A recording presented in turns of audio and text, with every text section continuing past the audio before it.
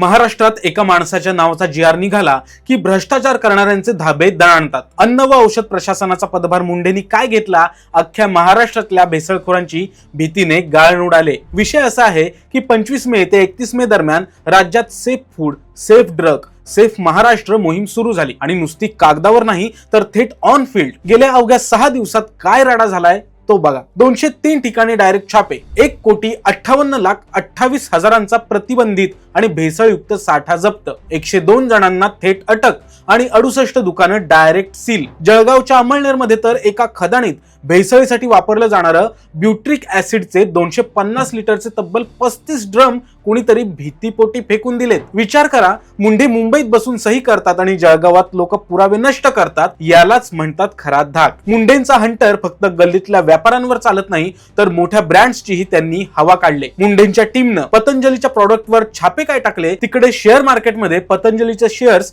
थेट 4.9% गडगडले. एवढंच नाही तर टीव्हीवर फेअरनेस क्रीम किंवा हे खाल्ल्याने बुद्धी वाढते असल्या दिशाभूल करणाऱ्या जाहिराती करणाऱ्या सेलिब्रिटींनाही मुंडेंनी कडक वॉर्निंग दिले. जाहिरात चुकीची असेल तर थेट कारवाई.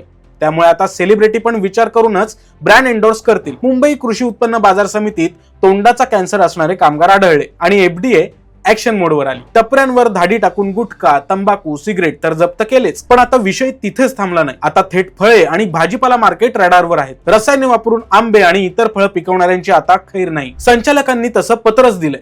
त्यानंतर पुण्यात विषारी गावठी दारूमुळे 22 जणांचा जीव गेला. तपास करताना कळलं की याचं कनेक्शन भिवंडीत आहे. मुंडेंनी तातडीने कारवाई या त्यांच्या स्टाईलनुसार थेट भिवंडीच्या गोदामावर छापा मारून विषय क्लोज केला. एवढा मोठा धमाका झाल्यावर राजकीय आणि प्रशासकीय वर्तुळात उलटसुलट चर्चा तर सुरू होणारच. काही लोकांच्या मते मुंडेंची दिव्यांग कल्याण आयुक्तालयाच्या सचिव पदावरून एफडीएच्या आयुक्त पदावर बदली झाली म्हणजे हे त्यांचं डिमोशन आहे.